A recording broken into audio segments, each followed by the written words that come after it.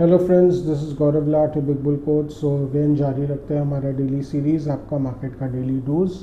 सो आज के लिए यानी 24 अप्रैल 2026 के लिए, that is the 24th of April 2026 Friday. So इस हफ्ते का आखिरी ट्रेडिंग सेशन था। तो आज जो है बाज़ार एक्सपेक्टेड था कि कुछ वैसे गिफ्ट निफ्टी तो इंडिकेट कर रहा था कि बाज़ार गिर के बढ़ के खुलेगा टेक्निकली देखा जाए तो। सुबह को जो गिफ्ट निफ्टी इंडिकेट कर रहा था कि बाज़ार हो सकता है बढ़ के खुले, पर प्री ओपनिंग जो है वो बोल रहा था कि नहीं बाज़ार गिर के खुलेगा।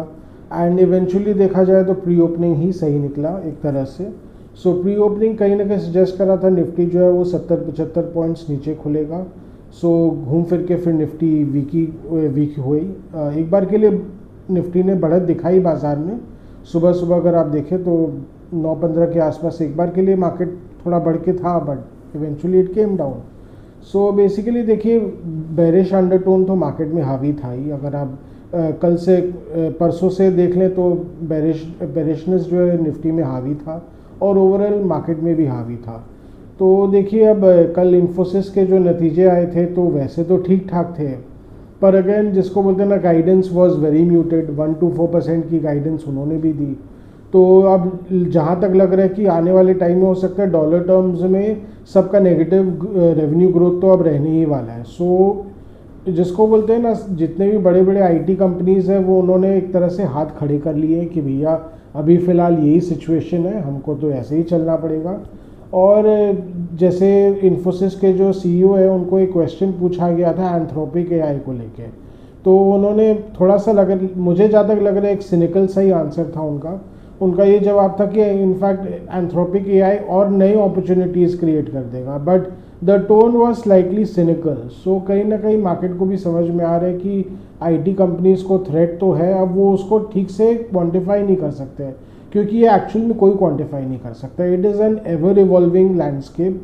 The IT space, global IT space is an overall, जिसको बोलते हैं ना, एवर इवॉल्विंग लैंडस्केप।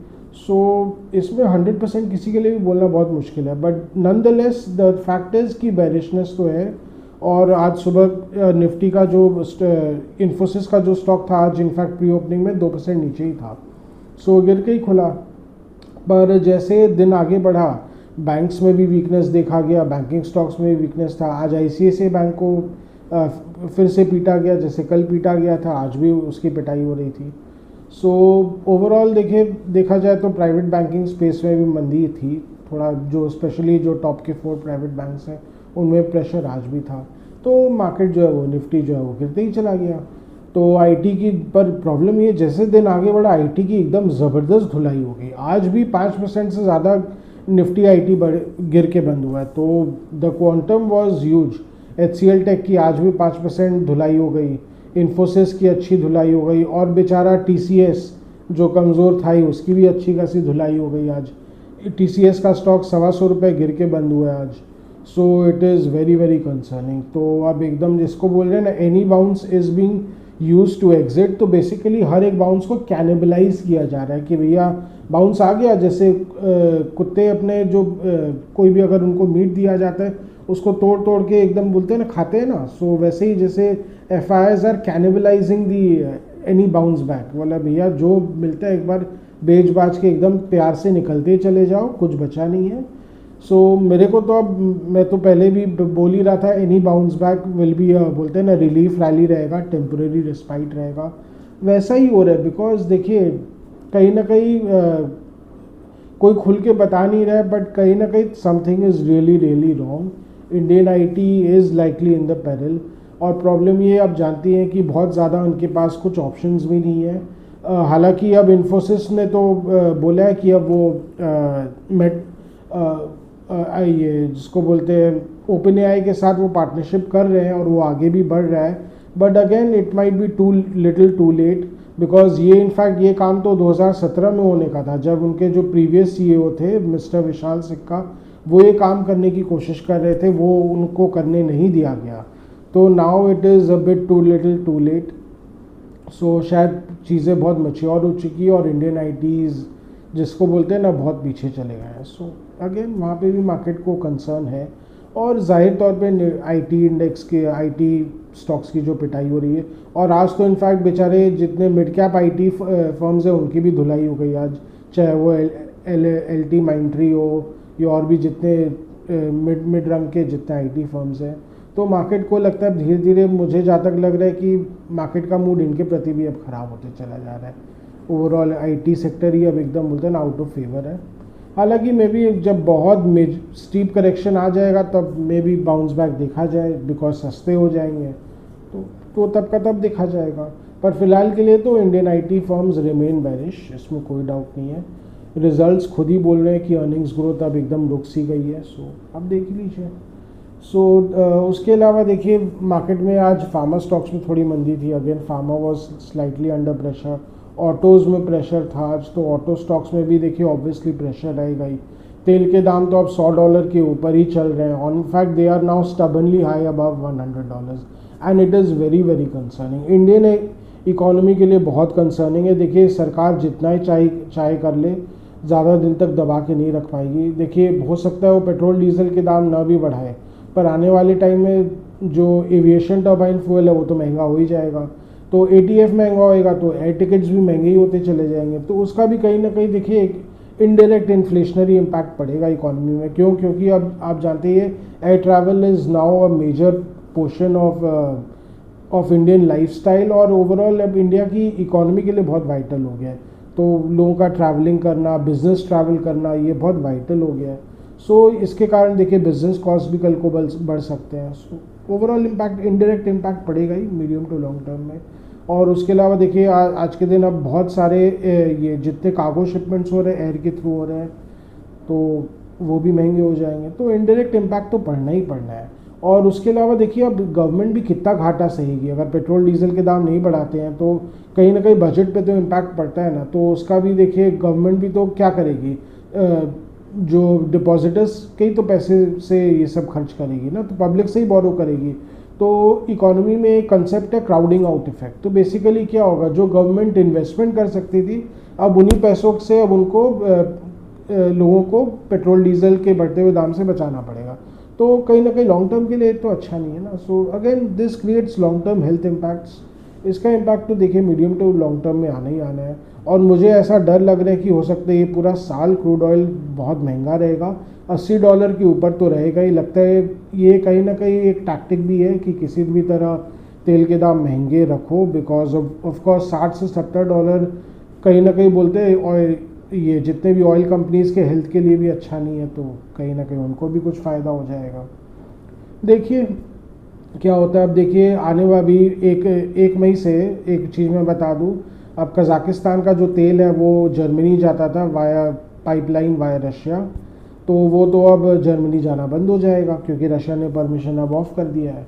तो अब उनको भी रिडायरेक्ट करना पड़ेगा। वो मोस्ट लाइकली एशिया को ही बेचेंगे, चीन को बेचेंगे, कुछ हो सकता है इंडिया आ जाएगा। तो यहाँ हो सकता है थोड़ा बहुत इंडिया को रिलीफ मिले उस तरफ से भी, बट देखिए लेकिन बहुत मेजर रिलीफ मिलना तो अब मुश्किल ही लग रहा है। क्योंकि यूएस ईरान कॉन्फ्लिक्ट अभी भी रिजॉल्व होने का नाम तो ले नहीं रहा है। ईरान तो बातचीत करने से एकदम इनकार ही कर रहा है। सो अगेन उसमें कोई भी अगर मेजर फ्लेयर अप होता है तो इम्पैक्ट पड़ेगा ही। और कहीं ना कहीं अभी जो आप सेलिंग देख रहे हैं लगातार, वो उसके मद्देनज़र ही है। तो बोलते हैं ना, इससे पहले की चीज़ें और ख़राब हो जाए तो जब मौका है निकल लो। बोलते हैं ना एफआईएस तो एकदम निकल रहे हैं। आज आप सेलिंग फिगर्स देख लीजिए। अगेन 8800 करोड़ का माल बेचा है, 8800 करोड़ का माल बेचा है उन्होंने, तो इम्पैक्ट तो पड़ेगा ही ना। तो ओवरऑल हाँ, एक चीज़ मैं देना, मार्केट का सिनॉप्सिस तो देना भूल ही गया था। तो बेसिकली अब ये जो आज फिर से मार्केट में गिरावट आई है, तो निफ्टी जो है वो 275 पॉइंट्स गिरकर 23,898 पर बंद हुआ। That is it was down 275 points, closing at 23,898। और वही बैंक निफ्टी जो है वो 215 पॉइंट्स गिरकर 56,090 पर बंद हुआ। That is it was down 215 points, closing at 56,090। So जैसा कि हम कल से कह ही रहे थे कि मार्केट जो है टेक्निकली वीक लग रहा है। हालांकि हो सकता है सुबह को एक बार बोलते हैं ना, बुल्स ने फाइट बैक करने की कोशिश की, पर वो अगेन नाकाम कोशिश थी। कल भी जैसे दिख ही रहा था कि बोलते हैं ना 24,150 का जो एक इमीडिएट सपोर्ट लेवल है उसको काफ़ी डिफेंड करने की कोशिश की जा रही थी कि कहीं सेलिंग रुक जाए और थम जाए और फिर बाज़ार जो है ठीक हो जाएगा। पर वो बोलते ना वो दवाई काम नहीं की, बोलते ना बार बार आप इंजेक्शन देते रहो एक मरे हुए मुर्दे को पर इंजेक्शन देके होगा क्या, वो तो मर ही चुका है, आप कितना ही उसको इंजेक्शन दे लो, जो मर चुका है वो तो मर चुका है। सो वही वाली बात हो जाती है। तो आज जो है बाज़ार को फिसलना ही था। सो टेक्निकली वीकनेस के कारण आप देखिए, मुझे एक बार लग रहा था हो सकता है 23,950 पे सपोर्ट दिखे, पर वो सपोर्ट एकदम काम करता हुआ दिखा नहीं, because again bearish momentum was strong. IT stocks में जिस तरह एकदम मोमेंटम बेस्ड सेलिंग चले ही जा रहा था, तो कहाँ से होल्ड करना था। उसके अलावा देखिए बैंक से कोई ऐसे सपोर्ट था नहीं। ओल्ड इकोनॉमी स्टॉक्स चुनिंदा कुछ थे जो थोड़े बढ़े हुए थे, पर अगेन बहुत सारे ऐसे थे जो गिरे हुए भी थे। अदानी ग्रुप स्टॉक्स में आज सेलिंग प्रेशर था, तो वहाँ से भी मार्केट को, निफ्टी को कोई सपोर्ट नहीं था। तो ओवरऑल मार्केट में ये सब कुछ ना कुछ खेला चलते ही रहेगा। और mid caps and small caps में वीकनेस थी, पर गौर करने वाली बात ये है कि इसमें देखिए जो मिड कैप आईटी स्टॉक्स की आज पिटाई हुई है उसका एक बहुत बड़ा हाथ था। तो ओवरऑल लेकिन IT mid caps and small caps में ऐसे कोई पैनिक वाली फ़िलहाल तो बात नहीं है। पर अगर ये मंदी गहरा जाता है तो देखिए mid caps and small caps के लिए भी थोड़ा सा प्रॉब्लमेटिक तो हो जाएगा, उन पे भी फिर सेलिंग प्रेशर आ जाएगा। बिकॉज जिन्होंने नीचे से अभी तक होल्ड करते आए हैं वो क्या पता प्रॉफिट टेकिंग करना शुरू कर दे, तो वो कहीं ना कहीं थोड़ा बोलते ना सीन को ख़राब कर देगा, तो दाल को काला कर देगा। तो देखिए क्या होता है। But mid caps and small caps के मामले में मैं पर्सनली देखिए उतना बेरिश नहीं हूँ, because they are expected to do well. वहाँ पे FIS का कोई इतना मेजर सेलिंग प्रेशर नहीं है। आप अगर देखें तो FIS का जो selling concentration it is more in Indian banks, because कहीं ना कहीं इंडियन जितने प्राइवेट मेजर बैंक्स थे उनके वैल्यूएशंस काफ़ी हाई थे, उनको वो एग्जिट किए चले जा रहे हैं। उसके अलावा आईटी स्टॉक्स को एकदम बेचे ही चले जा रहे हैं, because actually it doesn't make too much sense also to hold the stocks. तो वो भी एकदम बोलते हैं ना, ऐसा नहीं है कि वो एकदम अंधाधुंध कुछ भी बेच दे रहे हैं, जहाँ बेचना चाहिए वो तो डेफिनेटली बेच रहे हैं। सो FIS भी they are very cunning, they are not short sighted also, so वो भी एकदम स्ट्रेटेजिकली माल बेच रहे हैं। तो इस बीच देखिए mid caps and small caps बहुत ख़राब नहीं करने वाले हैं, मुझे एटलीस्ट फ़िलहाल के लिए तो नहीं लगता है, अनलेस थिंग्स रियली वर्सन। हाँ, एक और चीज़ आज बता दूँ, आज एक और मेजर इवेंट वो ये हुआ है कि हाँ उसके अलावा देखिए निफ्टी जो है वो आज सेलिंग मोमेंटम के कारण गिरा, तो इनफैक्ट जो गिरा तो 23,814 पर जाके ही रुका, which is a bit concerning. Because अगर निफ्टी जो है वो अपने 25 दिन के मूविंग एवरेज को भी अगर होल्ड नहीं कर पाता है और उसके कारण नीचे ही चला गया, इनफैक्ट उसके नीचे ही बंद किया है, तो टेक्निकली भी निफ्टी अभी फ़िलहाल वीक ही है। सो अगर इमीडिएट टर्म्स में देखा जाए तो निफ्टी के लिए इमीडिएट मेजर सपोर्ट है वो है 23,555, वो 13 अप्रैल का लो है, वही एक टेक्निकली एक मेजर मुझे सपोर्ट लेवल लग रहा है। तो वो भी देखा जाए तो 300 पॉइंट्स दूर है, तो यहाँ से अभी भी और मेजर करेक्शन का तो पूरा चांस है। और इस बीच देखिए आज रिलायंस इंडस्ट्रीज़ के नतीजे आए, सो अगेन नतीजे कोई बहुत अच्छे नहीं आए हैं मार्केट के एक्सपेक्टेशन से, तो ओवरऑल देखा जाए तो ख़राब ही आए हैं। बट वो कहीं ना कहीं हो सकता है मार्केट भी उसको फैक्टर इन कर रहा था। तो जो नतीजे आए हैं, profits are down 9% quarter on quarter and down 12.5% year on year basis पे देखा जाए तो थोड़ी सी चिंताजनक तो है। देखिए इनका रिलायंस जियो तो अच्छा ही परफॉर्म कर रहा है, क्वार्टर ऑन क्वार्टर तो रिलायंस जियो का ग्रोथ आ भी रहा है, अभी भी आ रहा है, quarter on quarter net profit भी बढ़ रहा है, रेवेन्यू भी बढ़ रहा है। पर प्रॉब्लम इनका थोड़ा सा रिटेल डिवीजन में है, रिटेल डिवीजन उतना अच्छा परफॉर्म नहीं कर पा रहा है। तो ऑयल एंड गैस सेगमेंट जो है वो इतना ख़राब नहीं परफॉर्म किया, बिकॉज चौथी तिमाही तक पूरा असर नहीं आया था। पर अब डेंजर ये है कि आने वाली तिमाही में, that is the first quarter of FY 26-27, ये यहाँ पे देखिए ऑयल एंड गैस इनका जो डिवीज़न है काफ़ी ख़राब कर सकता है, बिकॉज गवर्नमेंट ने अभी इफेक्टिवली पेट्रोल और डीजल के एक्सपोर्ट्स को पूरी तरह बैन कर रखे हैं। तो अब रिलायंस कंपनी के पास कोई ऑप्शन ही नहीं बचता but to sell in the domestic market. Domestic market में प्रॉब्लम ये है कि दाम बढ़ नहीं रहे हैं, तो कहीं ना कहीं उनको एक तरह से लॉस में बेचना पड़ रहा है जहाँ तक डीजल। सो अगेन ये कंपनी के आने वाले टाइम के लिए तो देखिए ख़राब है, इसके कारण इनके नंबर्स ख़राब डैमेज तो हो सकते हैं, कितने डैमेज हो सकते हैं ये बोलना बहुत मुश्किल है। एटलीस्ट 2,000 से 3,000 करोड़ का तो इनका नेट प्रॉफिट डैमेज हो भी सकता है। मेरा ये पर्सनली एक हाइंडसाइट में अनुमान है, मैंने कोई मेजर स्टडी नहीं किया है, because this requires lot of study lot of in depth study, क्योंकि बहुत सारे फिगर्स और ये सब इन्वॉल्व है। पर चूंकि अब ये ट्रेंड तो चलते ही चला जाएगा, तो जब तक क्रूड ऑयल $100 के आसपास रहेगा, मोस्ट लाइकली ये पूरा का पूरा जो क्वार्टर है ये तेल के दाम ऐसे ही रहेंगे, तो इनको हो सकता है डोमेस्टिक मार्केट में घाटे में ही बेचना पड़ेगा, which is again problematic for Reliance industries. तो इसके कारण देखिए आगे चल के परफॉर्मेंस ख़राब रहेगा। पर ये थोड़ा चिंताजनक ये है कि देखिए रिलायंस इंडस्ट्रीज़ बहुत अग्रेसिवली इन्वेस्ट कर रही है। सो रिलायंस इंडस्ट्रीज़ बोलते हैं ना, दे हैव, इनका अगर आप देखें तो डिविडेंड पे आउट रेशियो 20% से ज़्यादा तो है ही नहीं। अब समझ लो 60-70 हज़ार करोड़ का जो नेट प्रॉफिट कमाते हैं, डिप्रिशिएशन बात की, डिप्रिशिएशन छोड़ दीजिए, लेकिन उसमें से वो हार्डली 10 से 20% का ही डिविडेंड पे आउट रेशियो देते हैं। बाकी पूरा का पूरा री इन्वेस्ट हो रहा है। Every year Reliance industries is investing at least 1 lakh crore. कोई ईयर में तो अभी देखा जाए तो उन्होंने 1.5 लाख या 2 लाख करोड़ तक इन्वेस्ट किया है। वो अग्रेसिवली इन्वेस्ट किए जा रहे हैं and most of their investments is in the Indian economy. तो देखिए अगर रिलायंस इंडस्ट्रीज़ के प्रॉफिट्स हर्ट होते हैं तो इनडायरेक्टली इंडिया को ही उसका नुकसान होता है। तो ये भी कोई बहुत अच्छी बात नहीं है। तो गवर्नमेंट को भी आगे चल के सोचना पड़ेगा कि रिलायंस इंडस्ट्रीज़ का ज़्यादा नुकसान करा के कोई इंडिया का कोई बहुत बड़ा फ़ायदा नहीं होने वाला है। तो जब ज़बरदस्ती उनका डीजल एक्सपोर्ट्स आप पूरी तरह बैन कर देते हो, मैंने बेसिकली अत्याधिक ड्यूटीज़ लगा के, हैवी ड्यूटीज़ लगा के, तो इससे देखिए रिलायंस इंडस्ट्रीज़ को नुकसान करके गवर्नमेंट इन भारत के लिए भी कोई बहुत बड़ा बेनिफिट नहीं खड़ा कर रही है। सो आगे चल के सरकार को भी ये समझना होगा, Reliance Industries is a very strategically important company, not just for Indian equity markets, Indian economy as a whole. तो लेट्स होप यहाँ से एटलीस्ट कुछ अगर रिलायंस इंडस्ट्रीज़ को रिलीफ दिया जाता है तो हो सकता है इनका जो अर्निंग्स डैमेज है आने वाले टाइम में वो हो सकता है थोड़ा अच्छा हो जाएगा। देखिए I am not biased towards Reliance industries, मैं एक बहुत न्यूट्रल पर्सपेक्टिव से ही बता रहा हूँ।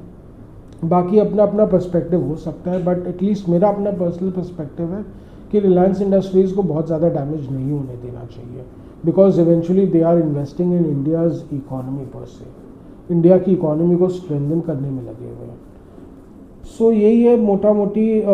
मुझे अब देखिए अभी फ़िलहाल गिफ्ट निफ्टी तो अच्छा खासा बाउंस बैक किया हुआ है, लगभग 180 पॉइंट्स तक बाउंस बैक कर गया है, बट ये कितना टिक पाता है बोलना बहुत मुश्किल है। उसके कारण गिफ्ट निफ्टी हो सकता है भाई निफ्टी जो है वो मंडे को हो सकता है 200 पॉइंट्स ऊपर बढ़ के ही खुले।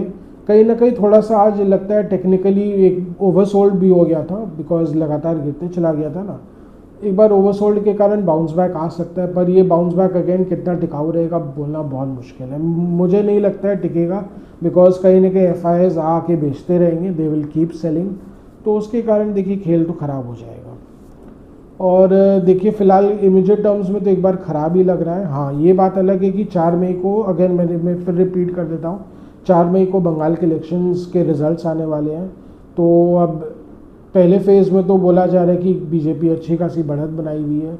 अगर ऐसा होता है और बीजेपी एकदम पुरजोर सरकार बना लेती है तो एक बार के लिए इमीडिएट टर्म्स में मेजर बाउंस बैक देखा जा सकता है मार्केट में।